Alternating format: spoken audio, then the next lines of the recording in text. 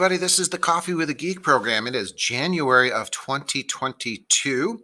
So this is my first guest of this year. Happy to have Silky Vyas today, and she's coming from China, and we'll talk a little bit about that. But let me just give you the briefest of briefest introductions. But it's kind of hard because Silky has done a lot. So Silky Vyas is presently the EY and the PYP-ICT. There's a lot of initials there. We'll find out hopefully what those are about. She's a coach and head of information services at Shen International School in Shenzhen, China.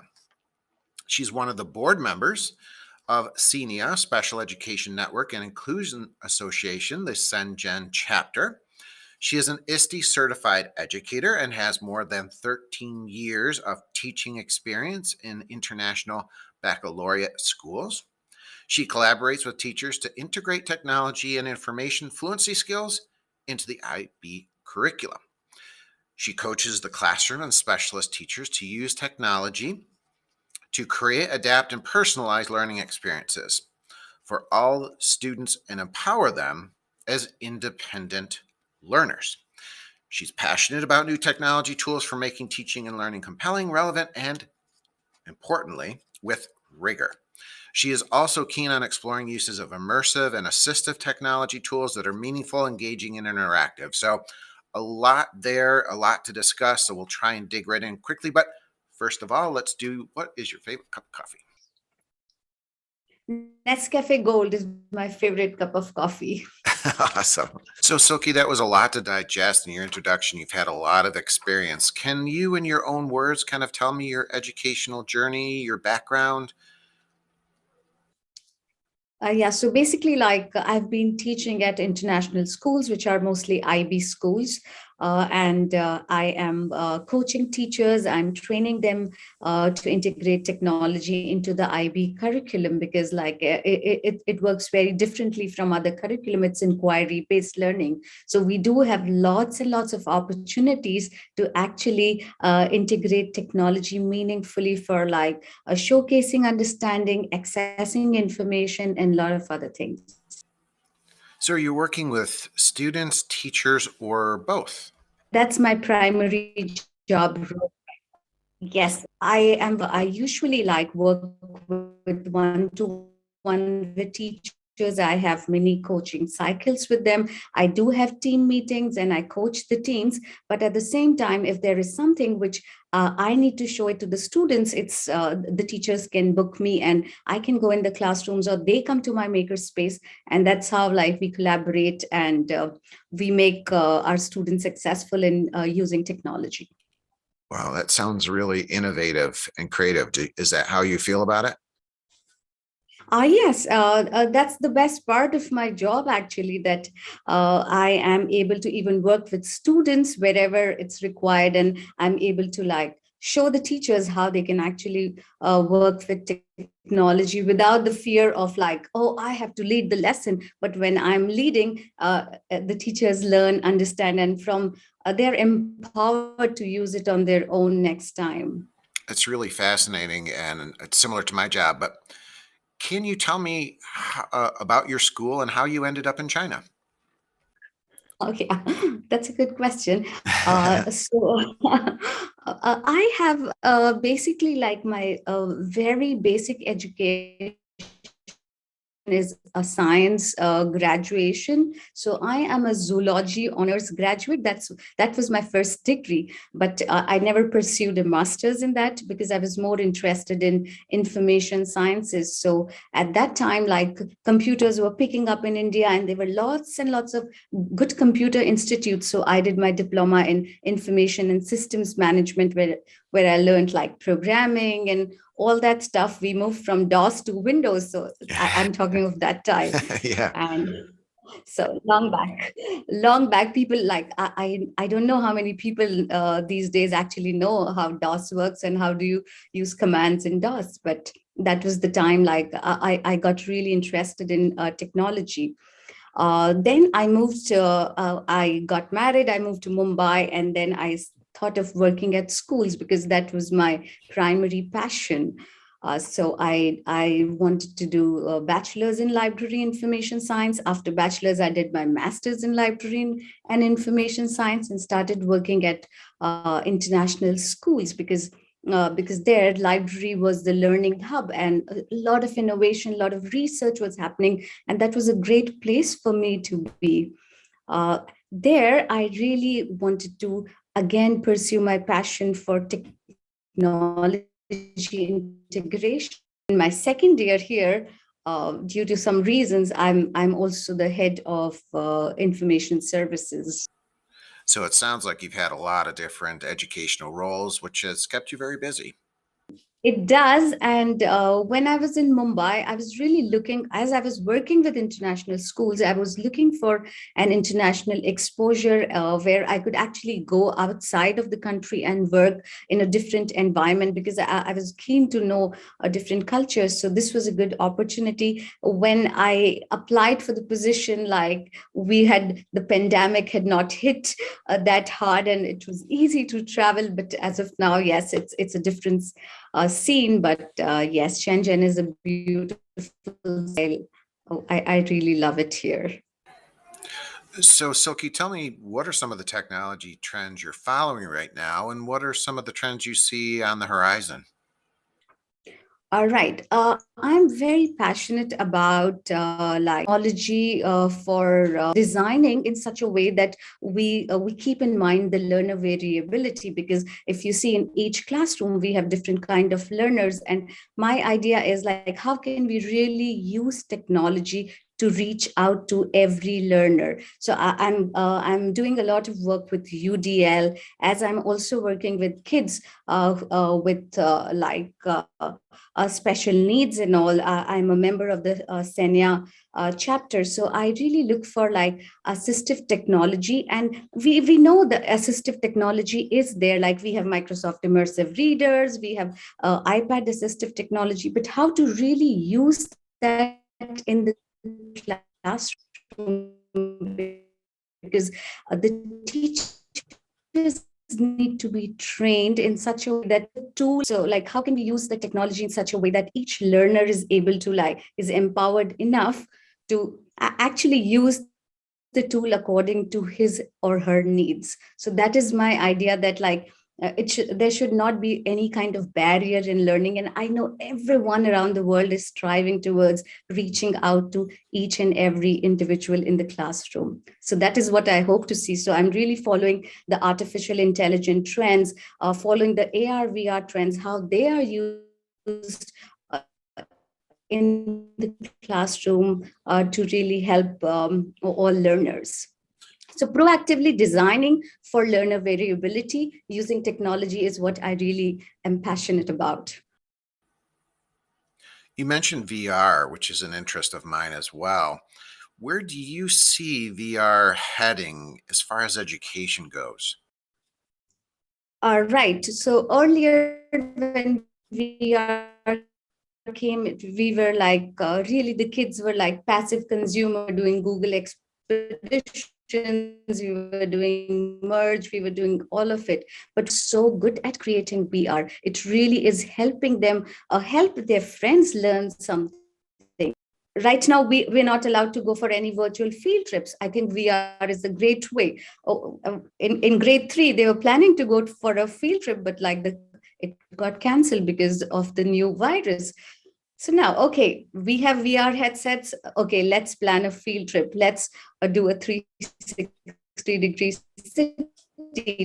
Let's do something. So I think it has got great potential if it's trained well. What I see is the kids know it so well because they're playing games with it. They do play games and they are aware. It's just that like shifting that focus from just being consumers to creators, maybe a good way moving forward. This is like what I feel. I think, in at least here, it seems like VR is still a little far off. Specifically, something like Oculus requires a Facebook account. You can't really make, school-based accounts yet. So I think those are some challenges. What are your thoughts? Right. So when I was like buying my VR headsets at my earlier school. Definitely, we used Oculus Quest, but here at this school, like anyways, like being in China is challenging because data protection is a big thing here, and we obviously like we have to follow data protection laws and rules here. So we zeroed down. Like I had like I looked at a lot of VR headsets. They are very easily available in China because Shenzhen is the technology city. But still, we got class VR headsets, which are specially designed for educational needs. The content is designed. You can control it with your computer. So you have like I think like I had to, because I know it's not as great as Oculus, but at the same time, it's really fulfilling the needs of my students. So I'm very happy with Class VR and the content they have. So we had to like look into a lot of it and then zero Sure. down on. Yeah. So you've adapted to that. Okay. That's really interesting. So can you tell me a little bit about the international school and its curriculum? And here we have like all the teachers are international teachers, so they have taught in different environments. But when the basic pedagogy is of inquiry, we are doing the same things. We're following, of course, like at my earlier school, it was an American school, so they followed different standards like NGSS for science. But here we are following IB standards for science.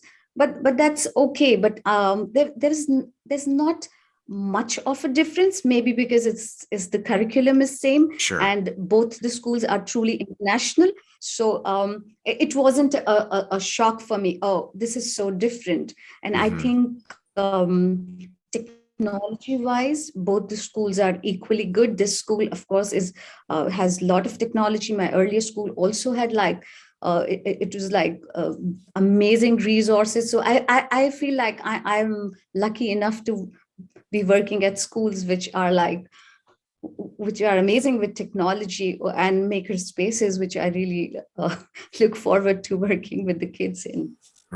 So we're now 2 years into a pandemic. What lessons have you learned, and how has technology helped maybe overcome some of the obstacles of the pandemic?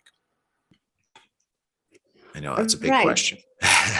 It's a very big question, but at the same time, I have a very simple answer to this question. What I feel is it has taught everyone to be super flexible and adaptive, because you never know what's going to happen next. We are right now, we have a break for Chinese New Year, but we are not very sure whether we are going to go back to school or we'll be doing online learning. So we have already made preparations. So the teachers and everyone is so flexible. We have two sets of planning right now. One is for online or one for regular school hours. So it's like everyone has become very adaptable. Everyone is flexible. People know that overnight things are going to change. And at the same time, when you talk about technology, how has technology changed it? Yes, we've got loads and loads of technology tools. But what I really feel is the teachers, we have to do personalized training for the teachers, because all the teachers are not at the same level in using technology. You have Zoom, you have so many inbuilt app in Zooms, but like do are the teachers really equipped to use those tools? How can they utilize them? That's my biggest thing, that yes, we have all these tools, but are we providing enough support to the teachers? Because their well-being is very important. The teacher burnout rate around the world is like, we all know what's happening to teachers, because everyone is wanting to give their best, and it's overwhelming for the teachers actually. Yeah. So as I said, like my mantra right now is JOMO, joy of missing out, rather than FOMO, because like we've done FOMO for a very long time. The teachers always feared, oh, I'm not doing this. But now I think less is more. We have to just stick to what we have, train them well, and then use technology to like go ahead with whatever like the environment gives us these days. Yeah. Yeah, I like that. You summarized that really well. And I think we're going through the same challenge here. So nicely put. So tell me your best success story this year, or over your career? Um, there's no particular story as such which I can tell you, but whenever like a teacher is able to use technology successfully in a classroom, a child is able to create something, showcase his understanding. I think that is success for me. If someone is able to access the material the teacher is trying to tell them using some of the features provided in their laptop or their iPad, I feel that is success for me. But yes, we do have opportunities in IB where our kids actually do a PYP exhibition. So there they use loads and loads of tools, right from like collaborative tools because they're working in collaboration with other kids. They are creative communicators. They use amazing tools to communicate their ideas. So Mentimeter, they use Padlets, they use Wakelets, they use like everything in one presentation. They made a Bunsey presentation. They had those quizzes coming on and everything, and then they created like virtual reality and augmented reality in co-spaces, so people could actually like look at their creations using the merge cube. So that is what I feel really happy about, when the kids are able to like consolidate everything, whatever they have learned, and present it to an audience, which is really important for them because it's their exhibition time.